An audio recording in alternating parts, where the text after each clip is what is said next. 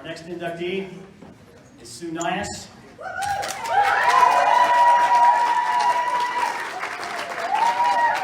2 years ago, when she qualified for the last of the United States, we took her down to, we met her at Golf the Round and did an interview and played a couple holes, and on the first hole, she, drive down the fairway, hit it on the green, made the putt, and I said, look, we're going to need a chip shot here, so can you just go to the side of the green, throw a ball down, and we'll stand here with a pin between you and the camera and get a chip shot. So she chipped it up like this far away and said, will that work?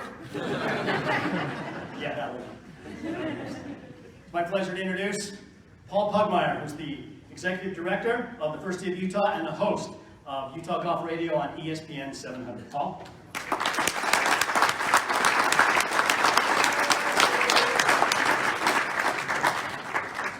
She ain't in the hall by accident, Wesley. There have been performances in sports history that are so superlative as to leave records that are generally thought to be impervious, unreachable, unbreakable. DiMaggio's hit streak, Chamberlain's point per game average, or my personal favorite, Brett Favre's career interceptions.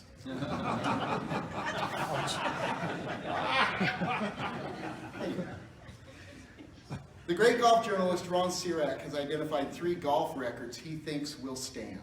Byron Nilsson's 11 wins in a row, Kathy Whitworth's 88 career victories, and Tiger's 15-stroke margin in a major.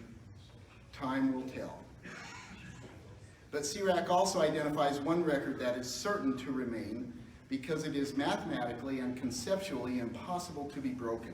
And that is Sue Nyhus' record of qualifying for and playing in every USGA national championship offered to her. No one, male or female, has ever done this, except Sue. Even if they do, Sue's record will still stand. Yeah, let's give it up.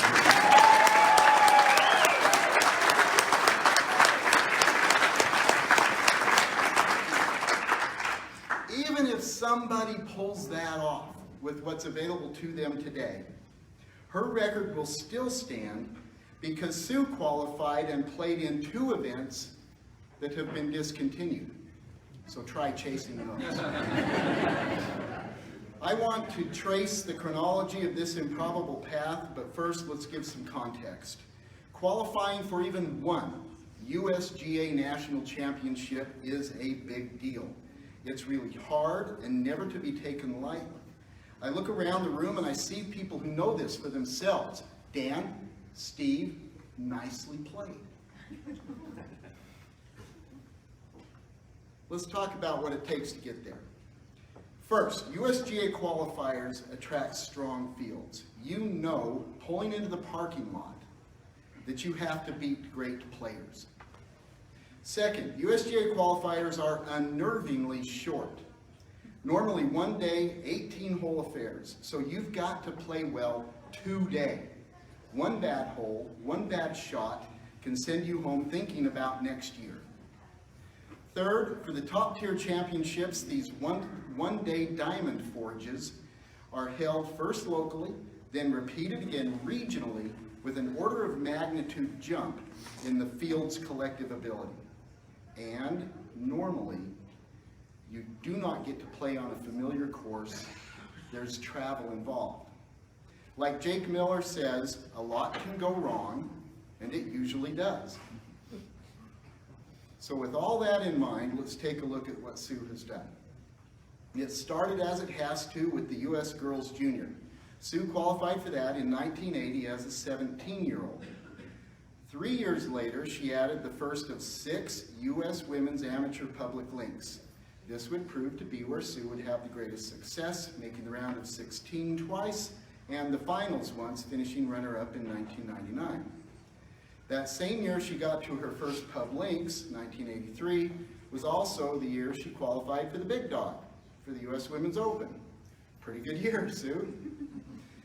A decade would go by, but in her 30s, Sue would qualify for the U.S. Women's Am, the U.S. Women's Mid-Am, and her first of 6 U.S. Women's State Team Championships, where she would play in both the first and the last editions of that event.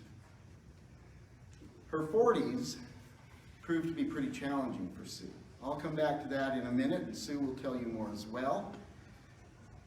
But at the end of that decade, she began to think about what she could do. In short order, after turning 50, Sue qualified for the U.S. Senior Women's Am and the U.S. Women's Floorball, together with an Giotti. Done, right? No. The USGA added a final hurdle with the introduction of the U.S. Senior Women's Open. And in 2019, at age 56, in winter conditions in Denver, Sue completed this most unlikely of journeys through the pinnacle peaks of the game and qualified for the final piece, earning a spot to play in the U.S. Senior Women's Open at Pine Needles in North Carolina. Wow. I was actually there with her for part of that week to help her prepare. Yet even though I saw it, and even now, it's hard to believe. With her T-ball on number 1 that Thursday morning, Sue made history that will remain unequaled, unbreakable. And that is exactly what Sue Nyhus is. Unbreakable. In that lost decade of her 40s, Sue stared down the barrel of skin cancer, enduring multiple face surgeries and recurring debilitating treatments. Unbreakable. She lost her mother and 2 brothers during the same time the cancer was at its worst. Unbreakable. She figured out that as a mother of young kids, she had to focus only on playing tournaments, foregoing the usual preparation and practice time tournament play requires. Unbreakable.